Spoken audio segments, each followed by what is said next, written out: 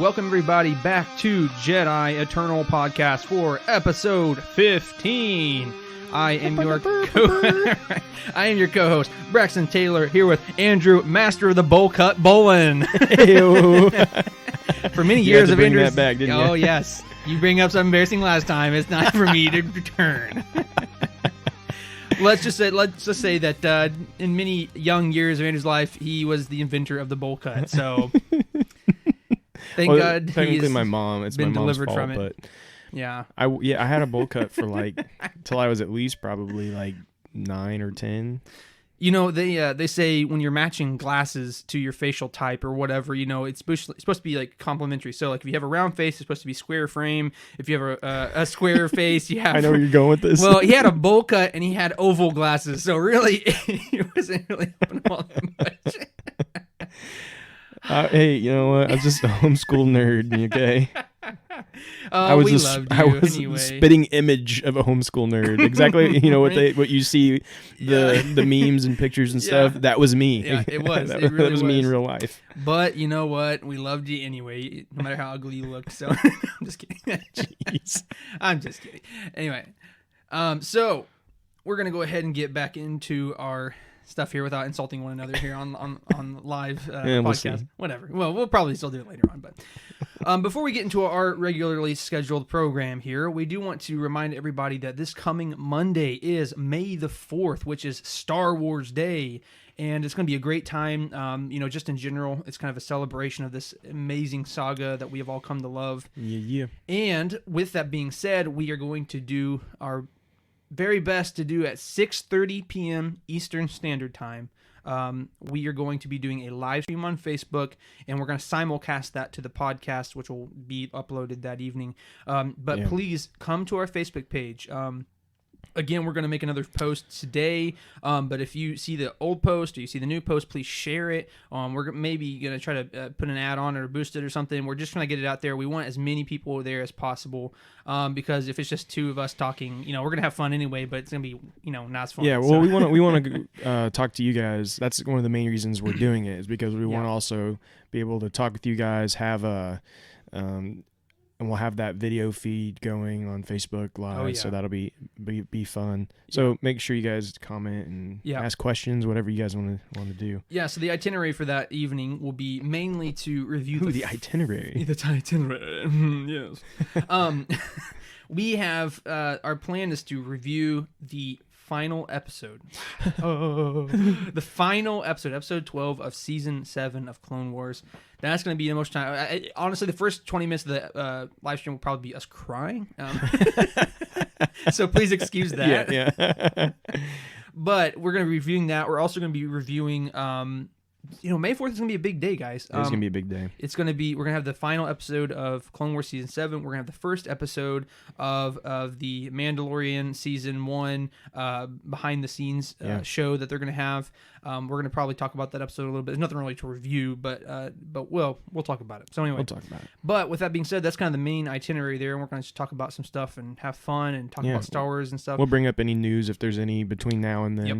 But like I said, the big thing is we would love to have all of you there just to join us. Even if you leave a comment and just saying me, I love Star Wars. Thanks you guys for having this. Whatever, right? And we'll read them off when we see them too. Yeah, absolutely. So we want you there. Please like and share this. Please, I know it's for some of you it may be kind of crazy. I know some of you guys are located in England, so it's a little late for you our main man, Birkinshaw, hopefully he can join in. We're hoping. I know Stuart Martin said he'd be there, and then I know Joshin said he'd be there, and a few of you guys are said from over the pond, on the other side of the pond there. So I know it's gonna be a little late for you guys, but we'd love to have you there. And then I know some of you guys are in Noah or in California, so that's gonna be a little early for you guys. It's one of those battles where we're like, man, we really want all of these guys to be able to be a part, but it's that's the problem with live stream.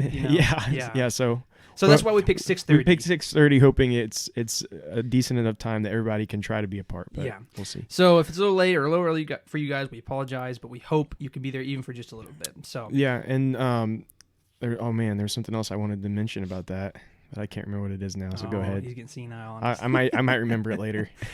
Okay, well, until he does remember that, we'll go ahead and move on into our news for the day. And so for the very first news piece for this afternoon here.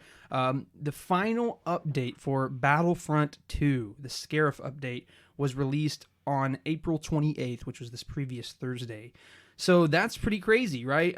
Man, Battlefront 2 had such an incredible roller coaster of emotions there. You know what I'm saying? Battlefront 2 first came out, and it had some promising stuff, and the trailers looked fun, and the beta was fun, but then it came out, and there's just a little amount of stuff, you know? And I played it, I bought it, I think I even pre-ordered it, I can't remember, but it just wasn't that amazing, in my opinion. Like, there's just so many little stuff, that was kind of wrong, and they didn't have a lot of content. So anyway, fast forward time, they really recompensed that.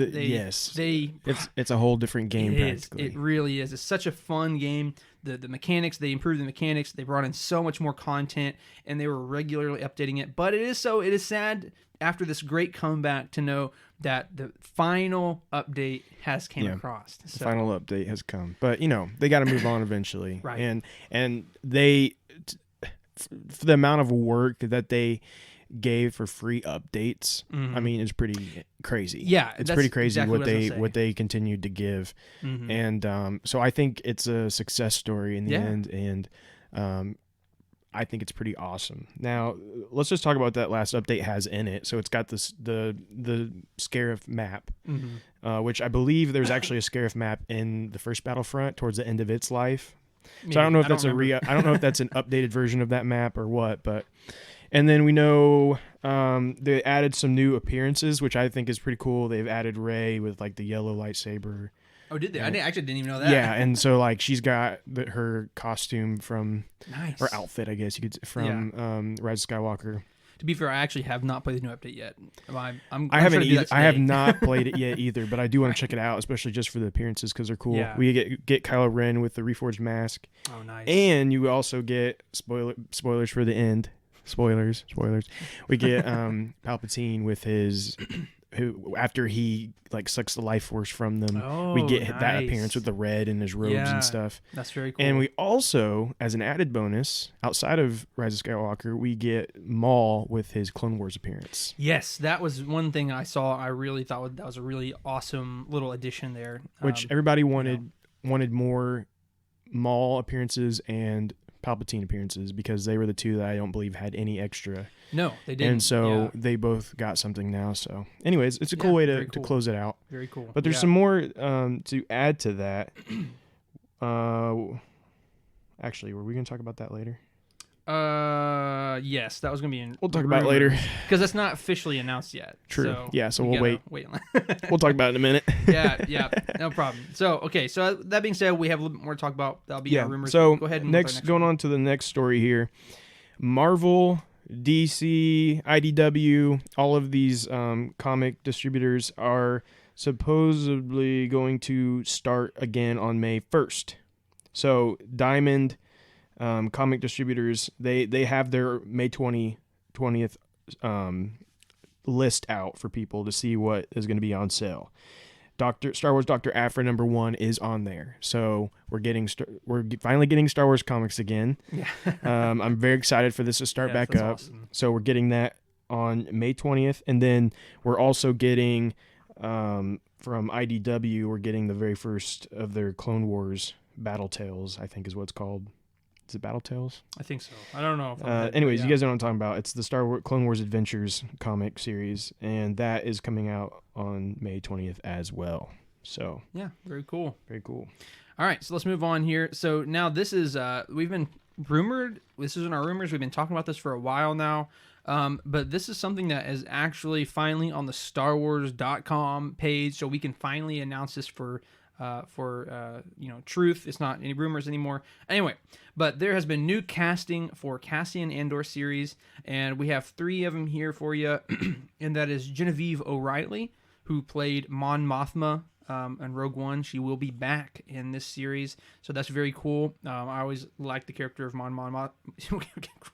Good grief, Mon Mothma. There's too many M-O. Yeah, anyway. So I really liked her character. I think it'd be cool to see her come back. Stellan Skarsgård. We talked about him last week, I believe it was. Yeah, I talked about rumors about him appearing. So those rumors ended up being true. Yeah. So yeah, and he's a pretty well renowned actor, and I'm excited to see how who he plays and what he plays and how well he does it and stuff. I expect good things from him, and also Kyle Soller.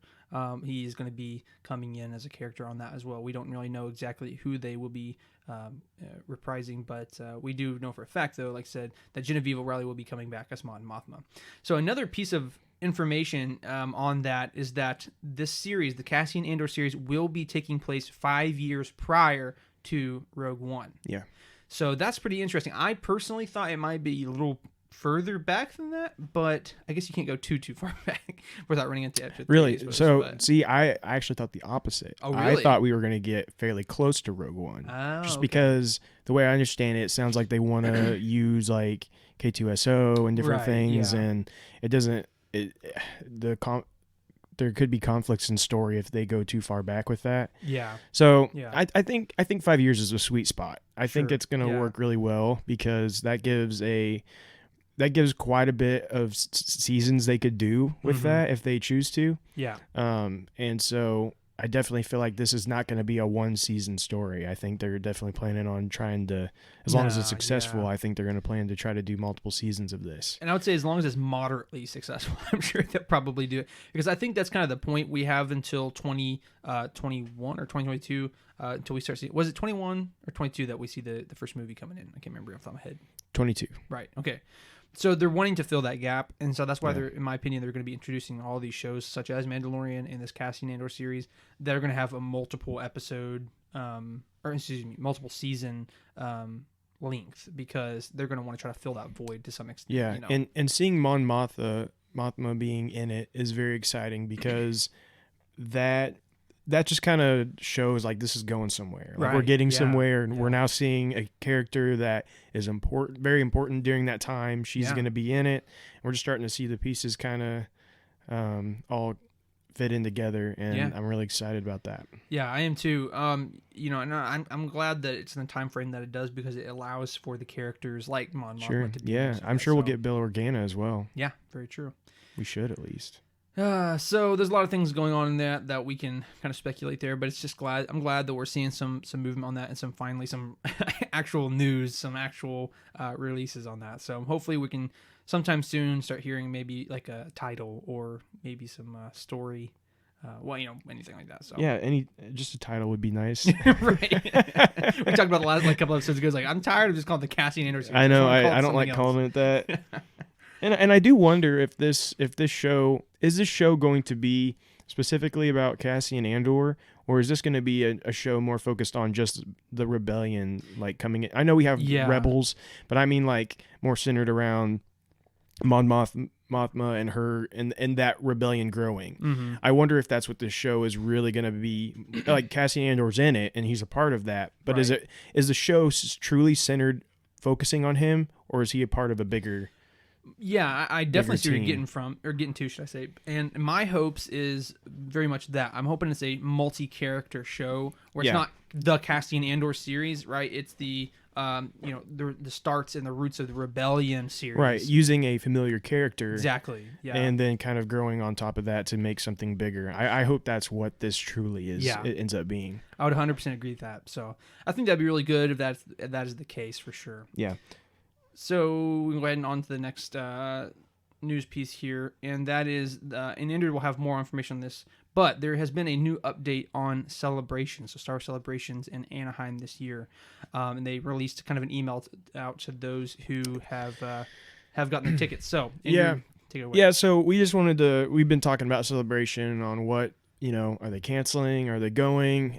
I don't know how many of you that listen to us plan to go. I hope some of you do. I am planning to go. I've already bought my tickets, and I've been, kind of worried about what's going to happen. So anyways, they sent this email out, and it doesn't tell us a whole lot right. other than the fact that they, as of right now, are not canceling. Right. They say that this is a very dynamic situation with a rapidly changing landscape. They said that, they're 4 months away. They're actively assessing the most up-to-date information and following all directions from health authorities regarding large public gatherings in the state of California. So it's just kind of right now they're watching, waiting to see what happens, and they said that they will continue to update in the weeks to come. So this brings me a little hope, maybe a little more than I should have, that maybe this is going to still happen, because a lot of things have already canceled. Even things close to Celebration have canceled. Yeah, true. But Celebration has not given up just yet. But they did say, for any of you those that are wondering, they did say that they will have the option to either transfer your tickets to the new event dates or receive a full refund of your ticket in the event that they cancel. Yeah, and that's really hopeful right you know, you can't promise anything with like the hotels and everything, but the fact that some of the, you know, a good chunk of it being the ticket, you know, it's going to be refundable, it's going to be transferable, and so that's very helpful. So yeah. So without any further ado, well, also if we get more news on that, we're obviously going to be letting you guys know on that. As we get we'll closer, update you guys as we know, and you'll see me crying if it's canceled. So. Right. Okay, so let us go into our rumors segment here, and we have a couple rumors for you this week. Some pretty cool stuff here. So I'll go ahead. I honestly, we did not. I don't think that we looked at our rumors here and lined them up firsthand. Oh, cool. Okay. So if we stumble over ourselves, forgive us. So the first one that I have was that Project Maverick is supposedly coming in 2021. And on top of that, we was talking about this, or well, no, that's not. That's the next thing. Right. But anyway, Project Maverick is supposed to be coming in 2021, and the sequel to Jedi Fallen Order is supposedly coming in 2022. So, Andrew, what was your thought on that? I hope that this is the case. I will say I was kind of expecting that we might get this Project Maverick in like this year in the fall. Yeah, I thought so too. Because I mean, we had that leak a while back where PlayStation accidentally like leaked, Right. and it was like on there, like Yeah. not the game itself, but enough, It's like a placeholder, type right? thing. But Yeah. there was enough information on there that it really seemed like it was something that was like gonna be revealed like very soon, and it didn't happen, and that's been a couple months ago at this point. Yeah, it's been a little while. So now I'm starting to wonder. I mean, maybe 2021 is going to be the case. Now we know it sounded like from the initial leak that there was going to be a beta, and so we might see that this year. We might see the beta towards the end of the year or sometime this year, and then get the official game next year. Well, if I'm remembering correctly, Project Maverick was supposed to be, how do I say, basically, Project Maverick was supposed to be a smaller game. Like, they kind of admitted, like, this is kind of an unusual game, that this is something that we're not necessarily, it's not going to be like Battlefront, or it's not going to be like something like that, right? Yeah. And we kind of assumed just within ourselves that this might be another, like, squadron, rogue squadron, where, you pilot, ships and things like that. And it's something like that, like a dogfight type game. And that is what that surprises me, is that... I'm sorry. Andrew keeps hitting the bill. The bill in my hat keeps smacking the microphone. Excuse me, sir. We're trying to do a podcast here. Well, I don't usually wear a hat, but like my hair is so crazy and out of like I can't control it any longer, so I'm wearing a hat all the time. Haircuts. I need a Please, haircut somebody so bad. ship us a haircut. Anyway, so with that being said, you'll see how bad we need it on Monday. I'm wearing a hat. I'm wearing a hat. I'm wearing yeah, a hat. I'm going to wear a hat too. So. Anyway, with that being said, it does surprise me if it isn't kind of quote unquote unusual game. If it is a smaller game, I am surprised that we're not getting it this year.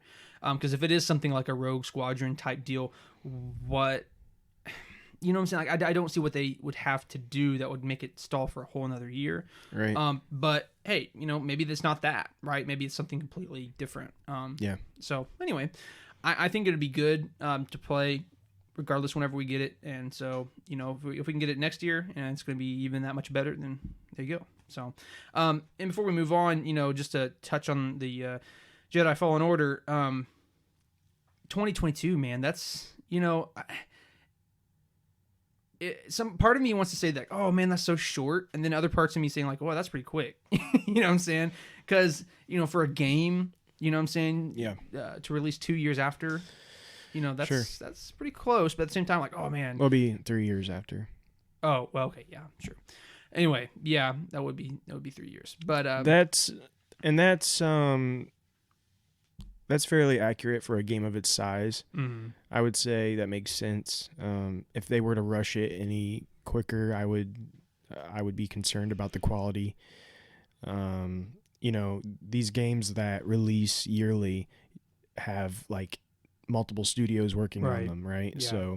So like Call of Duties, they all have like a different part of that group that works on that game. So that's how they actually work. They actually like are 3 years as well. Yeah. Each game. So I think that makes sense that they're doing about 3 years, mm-hmm. and there's always a chance we might even get a delay into 2023.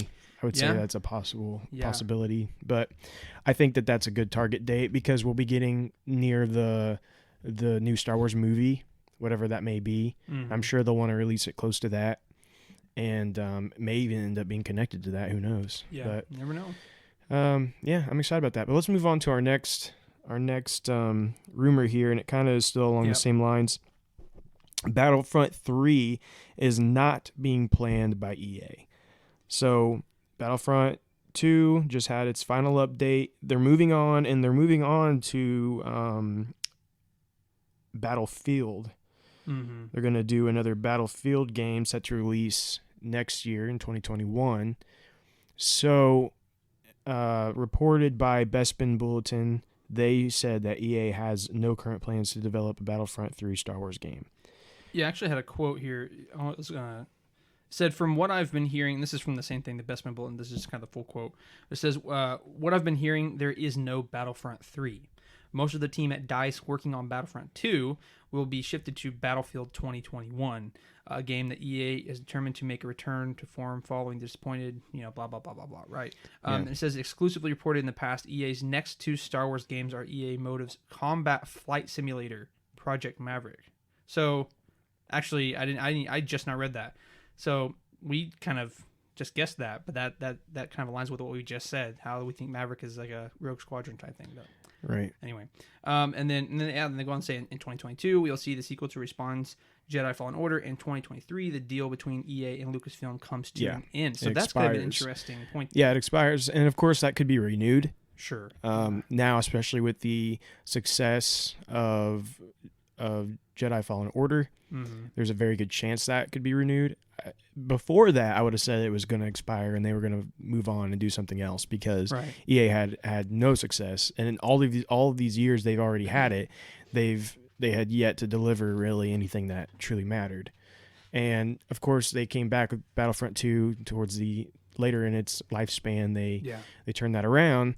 But I could see EA and I could see Lucasfilm kind of just being like, we're going to move on and do something different. Yeah, I mean, like, why did it take you X amount of years to finally get a product people liked, So now, but with the success of Jedi Fallen Order, that might be renewed. And if that is the case, I would say we will end up eventually getting a Battlefront 3.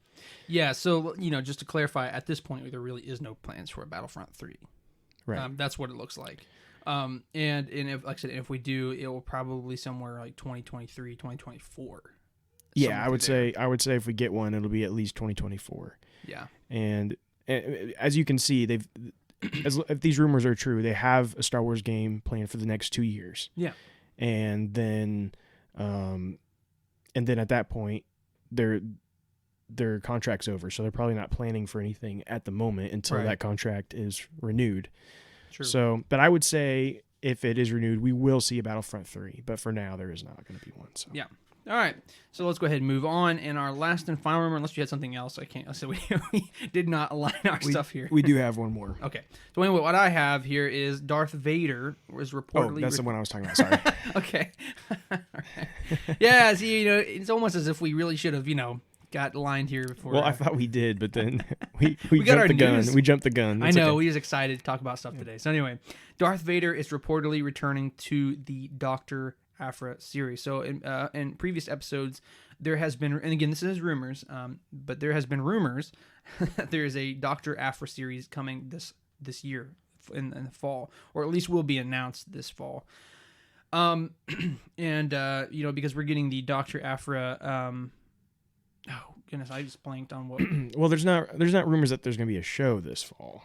Well, that'd be true. Way too soon. No, there's rumors that there is a show in the works, but I'd say we're looking at probably 2022 at earliest. Yeah, that's kind of what I was meaning, but the words didn't quite. I knew form. what you meant, but I was just making it Right. clear for everyone else. Right. I didn't want anyone to be excited and think there's going to be one this fall. Yeah, no, that's sorry, I misspoke here. But anyway, with that being said, though, again, as these rumors of Dr. Aphra series are kind of rolling out, we are hearing that that Darth Vader will actually be in that series. Now, that would be pretty adventurous, but in somebody who is kind of on the outside of the comics, right? I'm not on the outside. I read them, but not as nearly as avidly as Andrew or as some other people, right?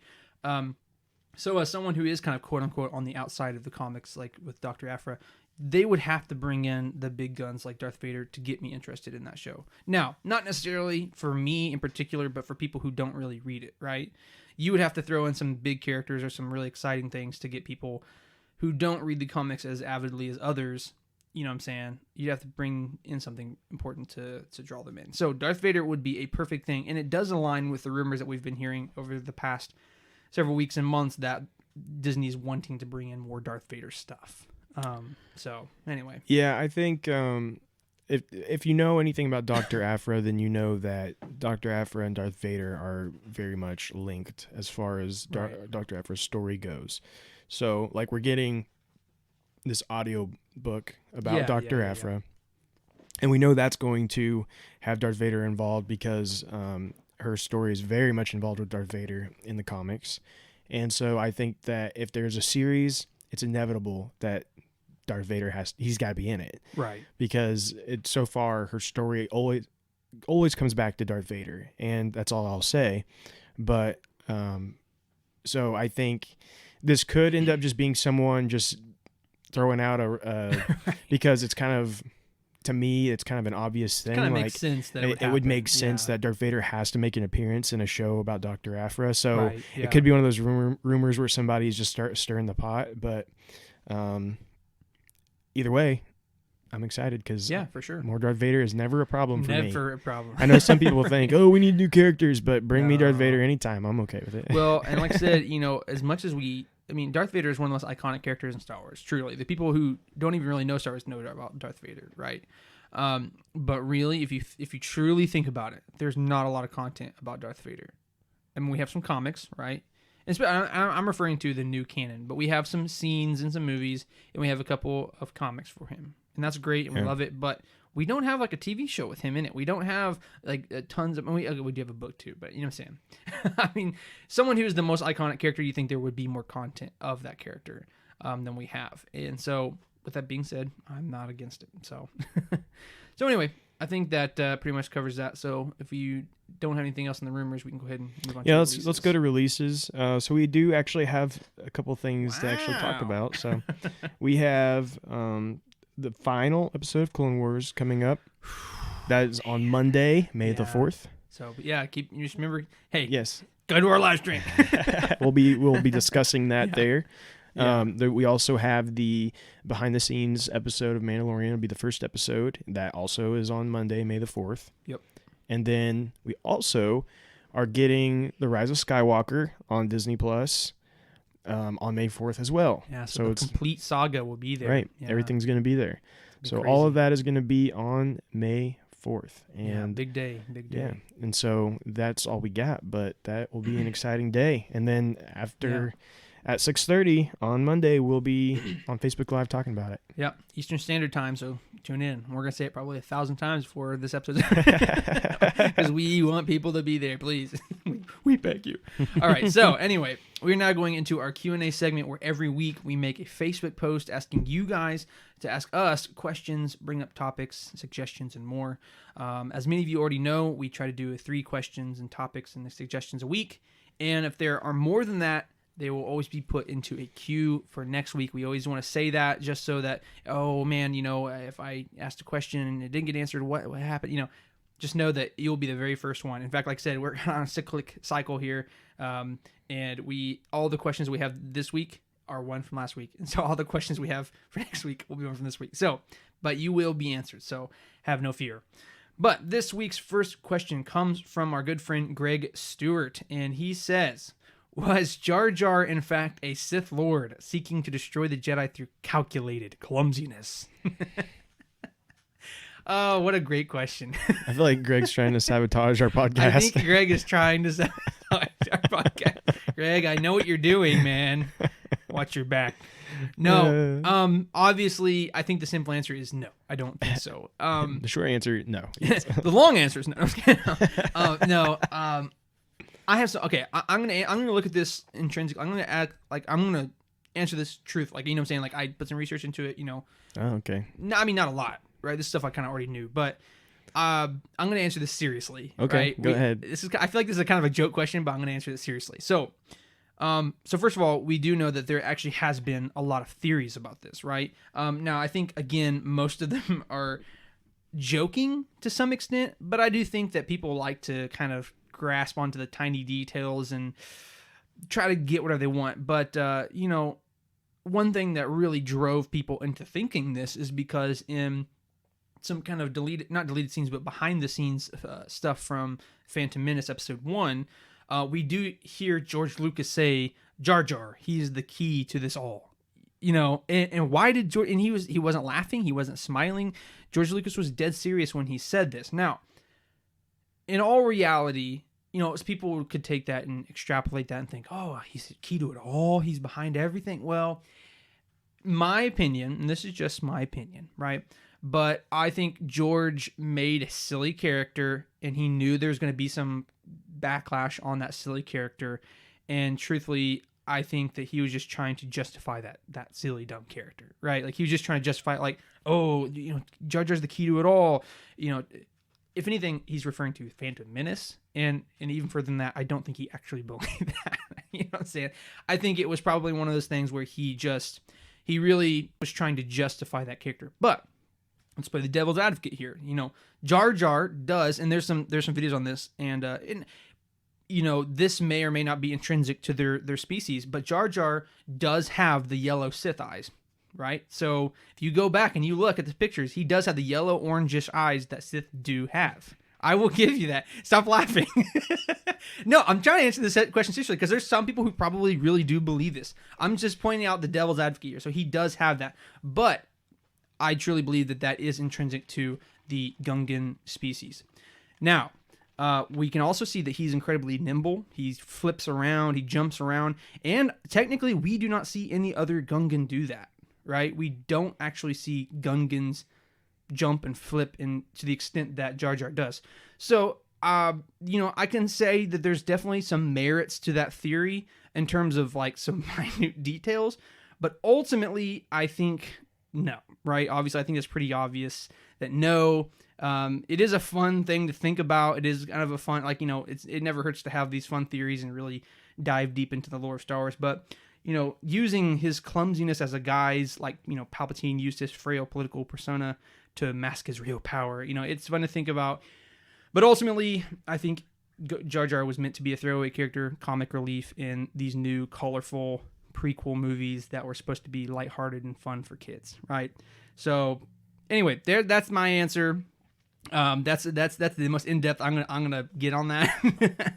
So, Greg, I'm pretty sure you were joking about that question, but I wanted to answer seriously for those who may actually have that question. So, Andrew, do you have any finishing thoughts on that? You talked about it way longer than I would have. Again, I am the bastion of truth in the world of Star Wars. I wanted to answer that because there honestly might be people listening that have that question. No, so you're completely right, because I've actually had people that I know personally come up to me and ask me questions about it. Yeah. Like, because they saw an article that was saying, Right. like, was Jar Jar Binks over it all? You know, like is he the Sith? Why did George say that? If it all wasn't this, true? all these different things, Yeah. and I've actually had people come up to me and like seriously ask about it and wonder if that's true. Yeah. So I totally get that. But the answer is no. He was definitely not. he was a silly character that George Lucas used to attract children to the Sell movie toys and, and to sell toys and he was there for laughs, and that was the extent of his character. Yeah. And we even know the outcome of, or I guess not the final ending of Jar Jar, but we do know where he ends up. And canonically speaking, and it's still it's pretty sad, but it's not. He's not a Sith Lord. So. Yeah, exactly. So we could talk a lot more on that. To kind of break down that character, but we digress. So, Greg, let's I move know on. we answered your question, but hopefully answered your question, Greg. And if we lost any listeners because of you, Greg, I'm coming for you. Yeah, I'm coming for you, boy. Anyway, so our second question, moving on as quickly as possible, comes from Noah Aguilar. Noah, thanks for asking a question here. Hey, Noah. And he says, what is your opinion on a show, movie, comic, or book based on the Empire only? Like, for instance, some Imperials weren't bad people. Yeah. So I think that, and Andrew can speak on this a little bit more than I can, but that was touched on in Alphabet Squadron, the book. Yeah, so Alphabet Squadron very much kind of dives a little deeper into the Imperial side. You see some characters that maybe aren't so evil, but they're just kind of a part of it. We also get some of that in Lost Stars as well. Yeah. And so there's different things out there. Of course, there's some comics that kind of dive into those things. Yeah, I think our best example though comes from actually Battlefront 2's campaign. Yeah, yeah, and we get to see these characters who are strictly Empire, right? And that's the main focus of the whole game. The campaign is to see these Empire, these special ops soldiers here, stormtroopers that are they're fighting for what they truly believed was right. They were kind of disillusioned by the lies of the Palpatine and by the Emperor, obviously, and that's kind of echoed in our own personal history and things like that. But with that being said, that was a great campaign. It was one of the first times that we really dove deep into the Empire and showed that, hey, maybe these people aren't just all evil drones. No, they're just real people who think that they're fighting for the right thing, kind of brainwashed by propaganda and whatnot, but they're good people. So to answer your question, Noah, I think I would like to see more of that. I think that's a really cool, unexplored thing. But with that being said, it's not as unexplored as you would imagine. There actually is a couple books. There's the video game, so there is some stuff there, and I'm sure you know about those things. But for those of you who may not know and would like to dive deep in that, read those books, Lost Stars, Alphabet Squadron, and if you want to have the hands-on experience, play the Battlefront 2 campaign. I can't stress that enough. It's so fun, great storytelling, and you'll really enjoy it. So, anyway. Yeah, and it's a character that if you're just interested in trying to learn about some more people that you might from the Empire, Sloane from Aftermath, and she's actually in a couple other novels and things too, but she's one of the people that at the end of Aftermath, spoilers for that, at the end of the final novel in that trilogy, she goes off to start the First Order. But she's actually she's not really a corrupt, really bad person. She actually has a lot of good qualities. And so she's a very interesting character. And I think one day we have to continue to see her story because she's not around once the First Order does show up. And so something, of course, happened, and I'd say she started to see the corruption progress too far, and that's probably why she was not around any longer. But so for anyone that's interested, if you read the Aftermath trilogy, and she's in a couple other novels as well, I can't remember which ones at the moment, but she's an interesting character, and it kind of builds on seeing the Imperial side again, if you're interested in that. For sure. Yeah, so anyway, hopefully that answers your question, Noah, and for those of you who are interested in that kind of stuff, there's plenty of content there. Yeah. Would it be cool to see more? Absolutely. But there is some stuff that you can kind of dive into. So without further ado, we go on to our third and final question for this week, and that comes from Kristen Perry. Thank you for asking, Kristen. And she says, discuss the full timeline of which movies and series you would watch. Also, do you think it would be better to watch 1, 2, 3, and then 4, 5, and 6? Or would it be better to watch 4, 5, and 6, and then 1, 2, and 3?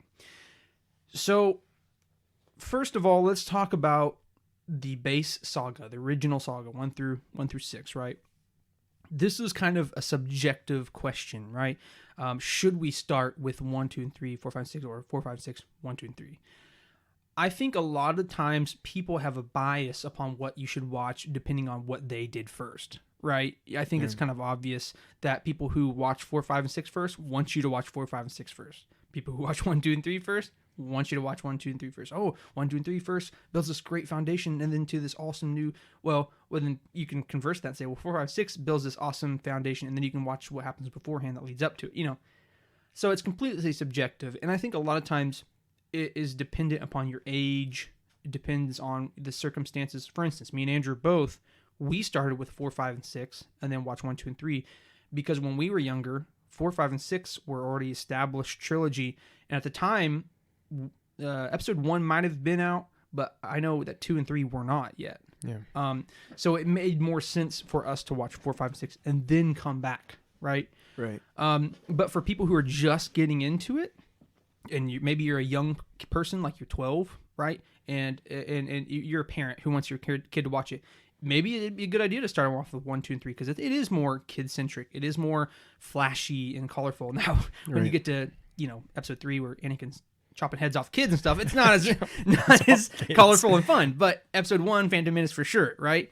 It is pretty fun. And not to say that 4, 5, 6 are not, but they were made in the 70s and 80s, so they're a little different feel, a little different vibe. But I mean, again, it's just they're all good movies. They're all part of the same saga. As long as you watch them in some kind of order, I think you're good, right? As long as you watch it, as long as you're watching like episode 1 and then 4 and then 2 and then 6 and then 5 and 3, right? I think you're good. So, the second part of that question, but Andrew, do you have any thoughts on that? So I usually, like, if someone asks me about what order they should watch them in, it kind of, for me, it just depends on like the person and what, exactly. What I think is going to work best. I've told people to start with 4, watch the original, then go back to the prequels.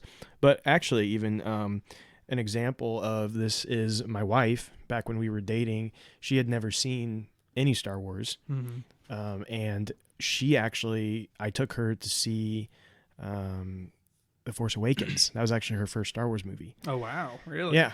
And it was enough that it interested her, and then she wanted to go back and watch all the others. Yeah. But to be honest, and maybe she would argue and say that I'm wrong, but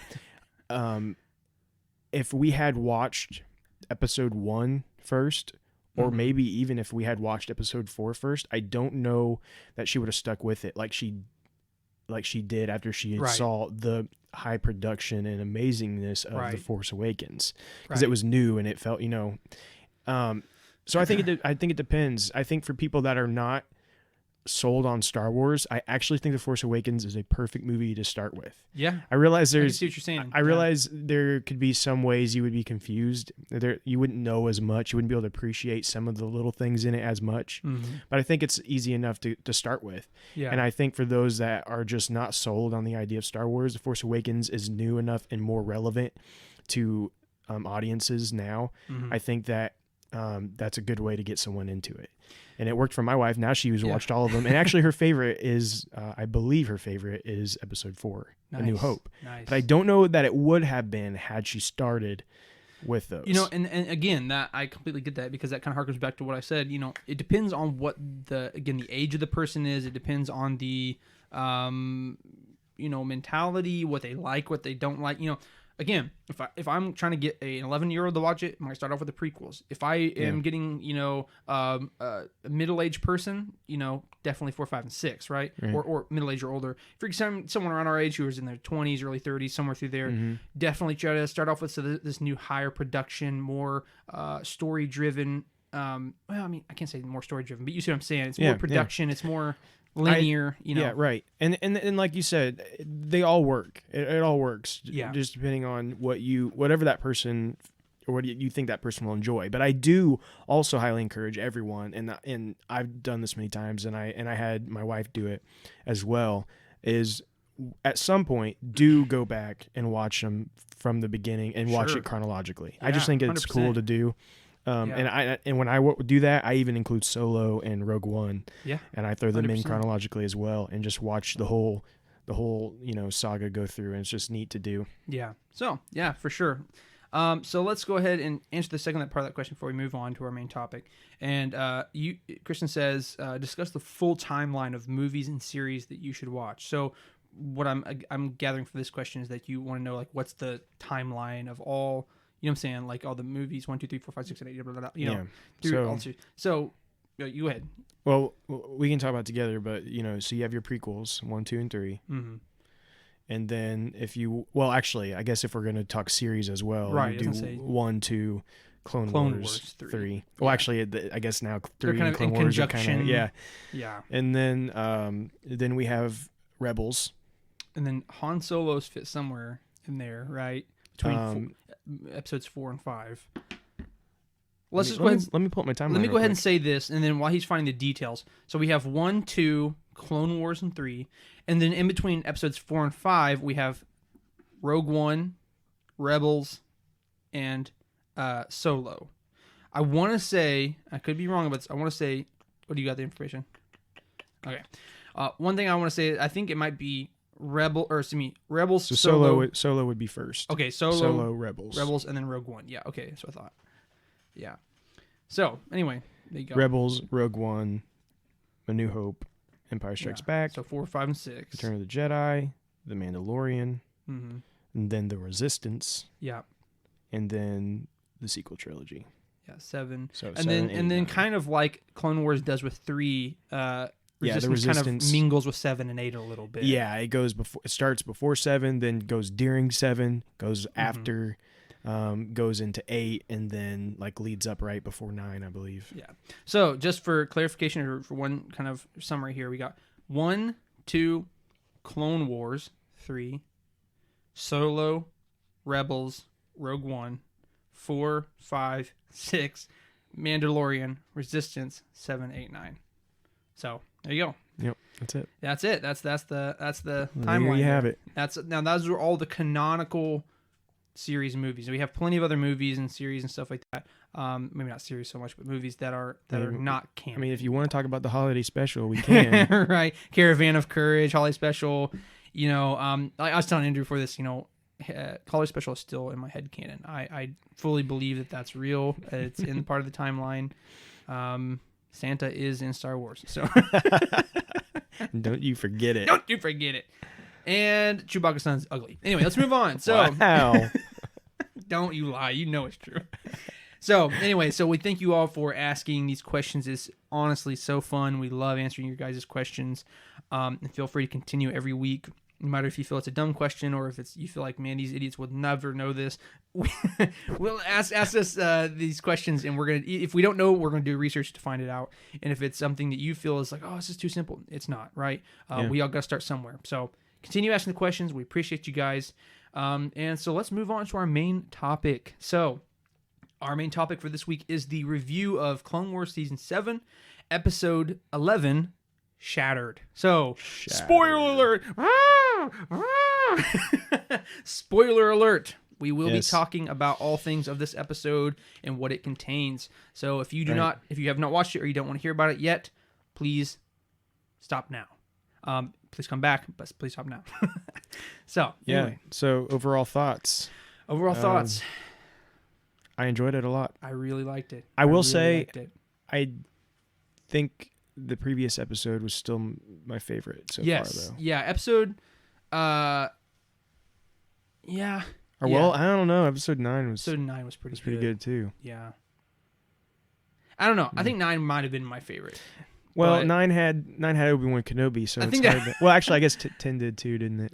But not as much. I think we're a little biased towards 9 because of Obi-Wan. But that was a sick shot. You can't It deny. was amazing. Having that smoke coming off of his... Anyway. So, Yeah. Let's just put it this way: 11 wasn't our favorite, but it was really good thus far. We really liked it. Well, and we finally saw Order 66, which was the big thing. The big thing we've been waiting, waiting to see how what Rex would do in Order 66, and it delivered on that. 100%. Seeing Rex point his guns at Ahsoka, and then like he's trembling, and then like you see the tear roll down. Yeah, as I was gonna say, I love seeing that, like that moment of struggle. Like the other clone just like, oh, okay, it's time to kill Ahsoka. Right. Him, he's like shaking. He was like shaking at first, and like he turns around like a tear roll. Oh, it was so good. That's definitely the big moment of the episode. That's what we've all been waiting for. See what That's would what happen. we've talked about since like Clone Wars started, and we had Ahsoka and Rex, and we're like, you know, on everyone's mind, or at least in the back of their minds, we're thinking, how does this play out? What happens to Ahsoka? What happens to a character like Rex? Right. And because we already knew the outcomes and of the story. Yeah. And so now we're seeing this play out, and it delivers. I think it's good.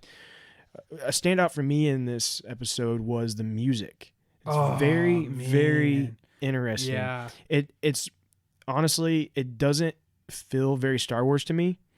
The music was very un-Star Wars like. No, yeah, it really was, but more like Blade Runner than Star Wars. Yeah, but it really fit the episode though. But it really fit the episode. Yeah. It worked. Yeah. It added to the tension. It added to what's going on. Right. It just felt like it was explaining like the moment, and then it fit in. And what's interesting is like this is a story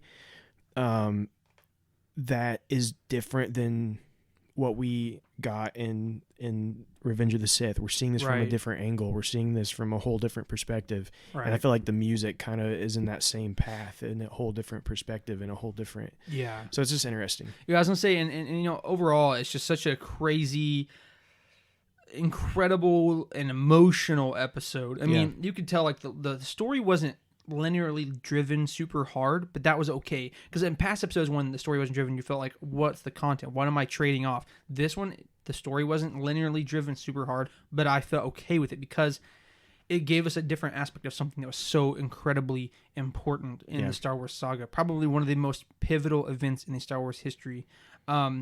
And you know, on a second note here, I thought that I thought it was so cool to see all of the parallels and the crossovers between the actual episode 3 and this episode. Mm-hmm. It was so good. And then one thing that blew my mind that I loved that they did is that whenever they had Ahsoka feeling that moment right before Order 66, she actually heard the Hayden Christensen's voice, and we heard Mace Windu, I believe, and Palpatine, and unlimited power.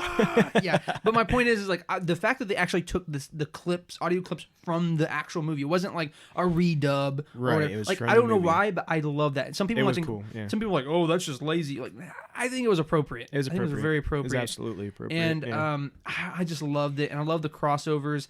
And this is one thing I really wanted to point out, is that it was so crazy to see someone as cold and evil and crazy as Maul to be so humbled in that moment by the sheer amount of death and surprise of Order 66. Yeah, that was so cool for me. Yeah, because Maul and Ahsoka both sense it at the same time. Yeah. And what a moment! It was very, very cool. And then Ahsoka goes and gets Maul, and she's like, I'm not teaming up with you. You're just my distraction. Right, it was so and good. So she's like, you go fight these guys. I'm getting out of here. Yeah, and all he's like asking her one of her lightsabers, like, give me a fighting chance. He's like, no. It just runs off. And then he goes through that hallway and just destroys. It reminded me a little bit of Darth Vader's scene when he walks through a hallway and starts taking people out. It was such a good scene. But yeah, he tears off some of the wall panels and he's just like using them as weapons. Like chops those dudes' heads off. Oh, chopping heads off. The one guy gets his arm chopped off in the door, and just good stuff. And like that one there, you could argue that he was winning the communicator, but I think at the end, like he was just trying to terrorize them. Like he was just like, I may not kill you, but I'm gonna pull your arm through so it gets chopped off. Like, oh, it was so it's chaotic. Moments like that you remember, like Maul is a force to be reckoned with. Yeah, and he really is. He gets his butt kicked a lot, but he is very powerful. We just for some reason don't well, because he gets matched up with like Sheev, Palpatine, Well, I already and seen these powerful people who. I've already seen people on Twitter showing Darth Vader standing in the hallway, and Maul would say, Right. "Which door do you go in?" Right. Like Neither. which hallway experience do you choose? I will turn around and leave. But truly, like I said, but and the juxtaposition of Maul in the episode, like that was what I was trying to get at, is that like he's going through, he's just pure chaos, chopping heads off, chopping arms off, just killing with just the Force. Yeah. And then yet during Order 66, like he's like taken back, like he's speechless. He's like, you know, because even though it's Jedi being killed, like even he can sense the sheer like death. And like it humbles him. Like that was what's so cool in that episode. We see that again, that juxtaposition. We see that contrast of his just awesome, raw, chaotic power versus him like being set back by something so pure evil. The thing is, and know? Maul knows Palpatine. Oh yeah, he knows what Palpatine can do, and so, you know, we saw his fear in the last episode, basically saying we're all going to die. You know, everyone, this is, he knows that this is coming to an end, and none of them stand a chance against Palpatine.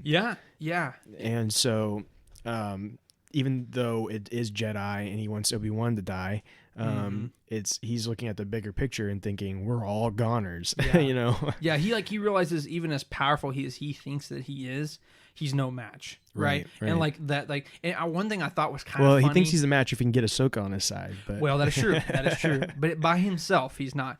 And one thing I thought was pretty interesting, or not interesting, but funny, is that like after all the pieces started coming together and he realized how in depth Palpatine's plan was, he just starts laughing because he's like, "Oh, this is genius!" You know, he's like, "Oh my goodness, I can't believe like this is what it finally is." And the fact that, you know, and this is not really a surprise to me, but the fact that Maul was with Palpatine the whole time that he was, and he never revealed his plan to him and stuff. But that's the thing. But that's how Palpatine is, right? He never revealed the plan to Dooku. He never revealed the plan to anybody. And some people thought that maybe he did know because he's made some comments that kind of maybe hinted that he did, but we got the answer today. He did not know the clones were going to turn. Well, he said the time. He's like, maybe something about like the time has come or something, or in some episode. But I think he must have just been referring to Palpatine was going to reveal himself. Well, episode 10, I was slightly under the presumption that he knew because if you remember, he talks Jesse is the clone, I think, right? Yeah. And he's like extracting the information from his brain like Kylo does. I remember him specifically saying something along the lines of like, I'm basically taking away my master's tools from him. And that's why I thought that he was referring to the clones. Like he knew, he knew the clones were going to turn because he's taking one of his tools away from Palpatine. So obviously that wasn't it. So I need to go rewatch that and see what he was talking about. It's really inconsequential, but I'm like, there just seemed to be a lot of hints that he did know. So it was interesting. Or maybe we mistook what he said in this episode. Right. Maybe he did know, but it seemed to me that he was saying he did not understand that the clones were going to do that. Well, I mean, Ahsoka asked him, like, do you know what this was going to happen? I guess maybe he lied. I don't know. Well, yeah, but he looked. It didn't seem there was any reason to lie though. There's no reason to lie, but anyway. And another part that I really enjoyed was when Ahsoka gets attacked initially by the clones. She doesn't want to hurt any of them, and so they're like circled around her, shooting her, and she's, you know, deflecting all of these blaster bolts, and they're all shooting up. She's deflecting them up into the above her, and then she just jumps through a hole up there. She's so like she's completely surrounded, but yeah, she's so fast and so precise that not only was she able to block them all, she was intentionally angling her lightsaber to the point where she could deflect him up into the ceiling. Right. So it not only would it give her a way of escape, but it wouldn't kill her friends. It's pretty cool. Oh my word! And then to see the reference to Fives, and he's like, very cool. Fives find him, and she goes and looks for the records and learns all the things that Fives had went through and died for. And in his death, even now, he's saving. Yeah, he basically saved them. 100%. But cool. Overall, man, it was just an epic episode. I think we had a great time. I had a great time watching it. I think there's a lot upon the shoulders of episode 12 that was coming up. And there's a piece of information. I don't know what he's about to say, but Dave Filoni. Oh, yeah. Okay. Yeah. Anyway, go ahead. So I want to finish the main topic off today with this little segment here. I know this isn't episode 11, but you got our review. But to finish off, we're one episode away from the end, and man, I don't know, man. I'm not happy about it. I'm happy that we're getting to see all this stuff, but I'm not happy that we're ending Clone Wars. But Dave Filoni's mentioned in an interview that said the final episode of Clone Wars Season 7, Episode 12, quote unquote, will make fans see Episode 3 different. Yeah. So what does that mean? Right. What does that mean? What could happen that would make Episode 3 look different to us? I think the only way, again, and I think I said this last week, is we have to have an interaction between Ahsoka and Anakin. One last interaction that causes, I think, an even bigger snap in Anakin. Yeah. But I just don't see, because he said last time I saw him. Yeah. So you're right. I keep forgetting that. I just want it to happen really I want it to happen bad. so bad. Yeah. Or yeah, so it's probably not going to be know. that. I think that I'm like 80% positive we're going to see Darth Vader in the final episode. Maybe they do have an interaction, but it's Darth Vader. Well, I don't think she has an interaction with Darth Vader till Rebels. Well, that's true. Yeah, because she's surprised to see him, kind of thing. Yeah. Man, I don't know. So I don't know what this last episode's going to be. I really don't. I don't know what the goal of the final episode will be. As I've said before, I still want to see. I want to see like one last look at everybody. Like let's show Obi-Wan on Tatooine, like where they end up, kind of thing. Yeah, like show it where they end up. I know we kind of get that in Revenge of the Sith, but like I'm saying, even go a little past that. So like we see Obi-Wan like in his hut or something, just little things like that. We see Ahsoka and Rex go wherever they're gonna go. I don't know. I can't remember what system it's called. Oh, I don't know if they go there immediately or not. Well, they have to get Wolf and Gregor. So unless we figure something else like that out in this next episode, they might get them in this next episode. Yeah. We'll see. And then, let's see Darth Vader, because I think it'd just be cool to see him in the Clone Wars animation and stuff. I think we have to see him. After seeing Grievous reanimated in this new style, I gotta see Darth Vader. Yeah. So, anyways, I'm really excited to see what they do with the last one. Yeah, really excited. Really excited. I think it's gonna be really cool. No matter what we see, but I don't know. I have a lot of unspoken expectations. Like I don't even know what my own expectations are, but exactly. In my mind I know like there's certain things like if they don't hit this, don't hit, what I'm saying. So I'm really excited. I'm really excited too. If you guys have any theories or ideas of what this last episode may have or what you want to see it have, comment, let us know. For sure. We'd love to hear your guys' thoughts. I'm curious what it means that this will make us look at episode 3 differently. Yeah. I feel like it has to be something to do with Anakin. I really do. I don't know what else it could be, but I don't know. We won't know until Monday. Yeah. And speaking of Monday. On Monday, we're going to have our Facebook live stream. Yes. 6:30 Eastern Standard Time. Please join us. Please. We'll be streaming on there. We're going to be talking about the last episode. We're going to be talking about Mandalorian. We'll be taking your questions, chatting with you guys, having a great time, talking about Star Wars on May the 4th, Star Wars Day. Yeah. So make sure you join us for that. But until next time, we want you to please continue to like and share everything you see here. Leave us a question anytime. We're so glad you guys have joined us. But until next time, thank you for joining the Jedi Eternal, and may the Force